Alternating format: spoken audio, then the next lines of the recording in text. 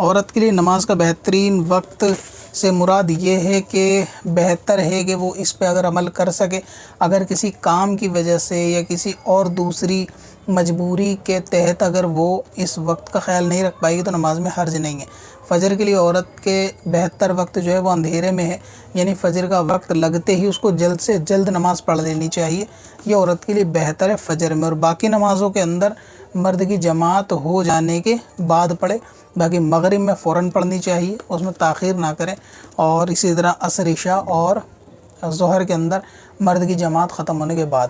اب کسی ایریے کے اندر اگر مسجد نہیں ہے، جماعت ختم ہوئی یا نہیں، اس کا اندازہ اذان سے لگا سکتے ہیں. اذان کے آدھے گھنٹے 45 منٹ بعد جماعت ہو جاتی ہے.